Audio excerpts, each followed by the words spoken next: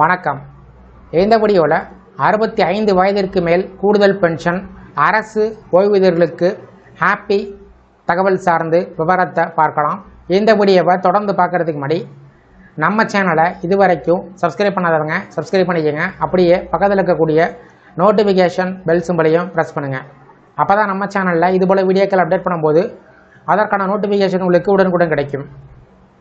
அரசு ஊழியர்களுக்கு 80 வயதிற்கு பிறகு கிடைக்கும் அதிகரித்த ஓய்வூதியத்தினுடைய பலன்கள் 65 வயதிலிருந்தே கிடைக்க வேண்டும் என்று நாடாளுமன்ற குழு மீண்டும் பரிந்துரைத்துள்ளது. இந்த திட்டம் ஏற்றுக்கொள்ளப்பட்டால் லட்சக்கணக்கான ஓய்வூதியதாரர்களுக்கு பெரிய அளவிலான நிதி நிவாரணமானது கிடைக்கும்.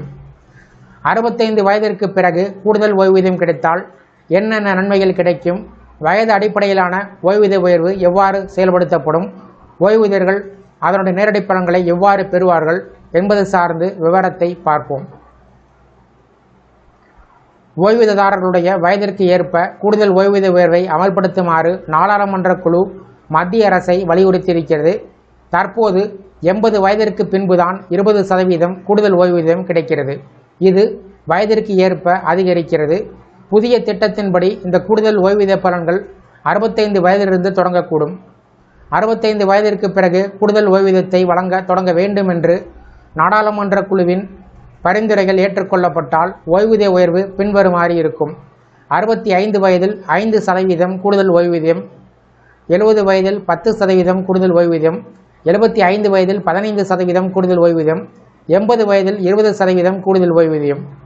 80 வயதில் 20% கூடுதல் ஓய்வூதியம் வழங்கக்கூடிய விதிமுறை ஏற்கனவே அமலில் உள்ளது குறிப்பிடத்தக்கது. கடந்த பல ஆண்டுகளாக அரசு இத்திட்டத்தை கிடப்பில் போட்டு வருவதாக நாடாளுமன்ற குழு கண்டறிந்தது. இது போன்ற பரிந்துரைகள் இதற்கு முன்பும் செய்யப்பட்டன. ஆனால் அரசு இதில் எந்த உறுதியான நடவடிக்கை எடுக்கவில்லை. ஓய்வூதியம் பெறக்கூடியவர்கள் வயதாகும் போது சரியான வயதில் நிதியுதவியை பெறக்கூடிய வகையில் இத்திட்டத்தை மறுபரிசீலனை செய்யுமாறு குழுவானது அரசிடம் கேட்டுக்கொண்டுள்ளது. இந்த விதி ஏற்கனவே பல மாநிலங்களில் செயல்படுத்தப்பட்டிருக்கிறது. குறிப்பாக இமாச்சல பிரதேசத்தில் மூத்த ஓய்வூதியர்களுக்கு கூடுதல் ஓய்வூதியமானது வழங்கப்படுகிறது. அதே போல் ராஜஸ்தானிலும் இந்த கொள்கை அமல்படுத்தப்பட்டிருக்கிறது. ஆனால் மத்திய அரசு ஓய்வூதியர்கள் இன்னும் இந்த சலுகைக்காக காத்திருக்கிறார்கள். சில மாநில அரசுகள் ஏற்கனவே இந்த விதிமுறை அமல்படுத்தி இருப்பதால் மத்திய அரசு மீது இதை அமல்படுத்துவதற்கான அழுத்தம் அதிகரித்துள்ளது. மூத்த குடிமக்கள் வயதாகும் போது மருத்துவம் மற்றும் பிற செலவுகளுக்கு அதிகமாக பணம் தேவைப்படுகிறது.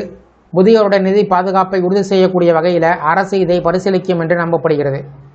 இந்த வீடியோ குறித்த உங்களுடைய கருத்துக்கள் சந்தேகங்கள் எது இருந்தால் கமெண்ட் செக்ஷனில் பதிவு பண்ணுங்கள். இந்த வீடியோ பிடிச்சிருந்ததுன்னா வீடியோக்கு ஒரு லைக் பண்ணுங்கள். இந்த வீடியோவை உங்களுடைய நண்பர்கள் மற்றும் உறவினர்களுக்கும் ஷேர் பண்ணுங்கள். நன்றி.